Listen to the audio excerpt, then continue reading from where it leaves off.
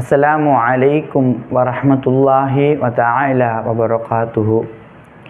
இன்னல் ஹம்தலில்லாஹ் நஹ்மதுஹு வ நுஸல்லி அலா ரசூலிஹில் கரீம். அம்மா பஅத்.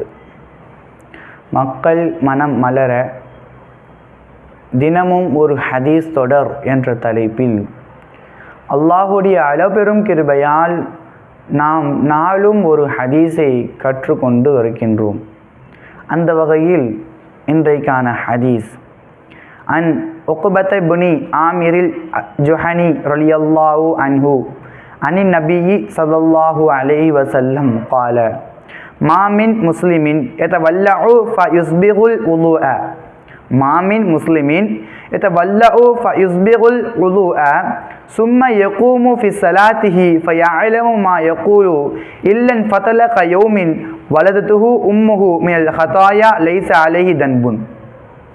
அன்பார்ந்த அல்லாஹ்வின் நல்லடியார்களே, ஹஸரத் உக்பா இப்னு ஆமிர் அல் ஜுஹனி ரலியல்லாஹு அன்ஹு அவர்களை தொட்டும் அறிவிக்கப்படுகின்ற இந்த ஹதீஸ் பெருமானார் ரசூலுல்லாஹி ஸல்லல்லாஹு அலைஹி வஸல்லம் சொல்லி காமிக்கின்றார்கள், மாமின் முஸ்லிமின் யதவல்லஉ ஃபயஸ்பிகுல் உதுஅ, எந்த முஸ்லிம் பரிபூர்ணமாக ஒலு செய்து சும்ம யகூமு ஃபி ஸலாத்திஹி ஃபயஅலமு, பின்பு தொழுவதற்காக நின்று தன் தொழுகையில் என்ன ஓதுகின்றோம் என்று தெரிந்தவாறு தொழுகிறாரோ.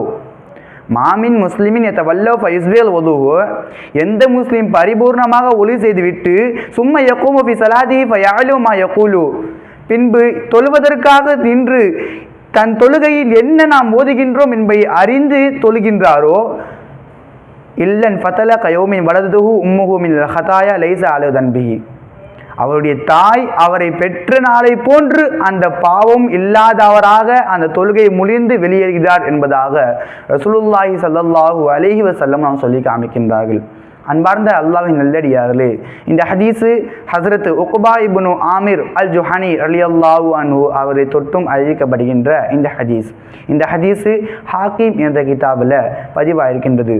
அன்பார்ந்த அல்லாஹ்வின் நல்லடியார்களே, ரசூலுல்லாஹி ஸல்லல்லாஹு அலைஹி வஸல்லம் அவர்கள் இந்த ஹதீஸில் வாயிலாக நமக்கு என்ன வலியுறுத்துகின்றார்கள் என்று சொல்லப்போனால், எந்த ஒரு முஸ்லீமாவது பரிபூர்ணமாக ஒழு செய்துவிட்டு, முன்னாடி சொன்ன ஹதீஸை போன்றுதான் ஒழுவில் சில ஆதாபங்கள் சுன்னத்துகள்லாம் இருக்கின்றது, அது போன்ற அந்த சுன்னத்தான அந்த விஷயத்தை கடைபிடித்து நல்ல முறையில் ஒழு செய்துவிட்டு யார் தொழுகைக்கு வருகின்றாரோ அவர் தொழுகும் பொழுது என்ன நாம் ஓதுகின்றோம் அப்படி அறிந்துவிட்டு அந்த தொழுகையில் அறிந்து அல்லாஹ்வை ஒதுக்கு செய்து அல்லாஹ் நம்ம எப்படி தொழணும் என்று ஆசைப்படுகின்றானோ அதே போன்று யார் தொழுகின்றாரோ அவர் அவங்களுடைய தாய் பெற்று எடுக்கிறாங்களே அது போல ஆகிவிடுகின்றார்.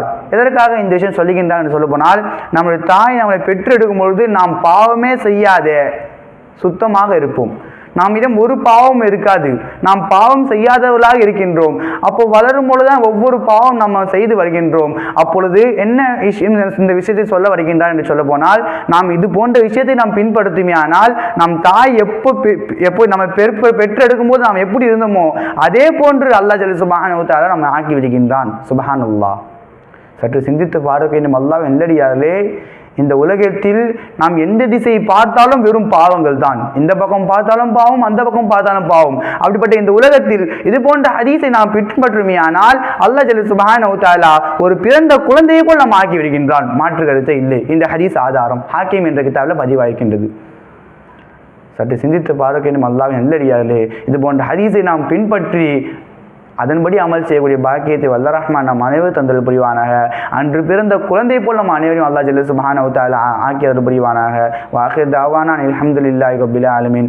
அஸ்ஸலாமு அலைக்கும் வரஹ்மத்துல்லாஹி வபரகாத்துஹு.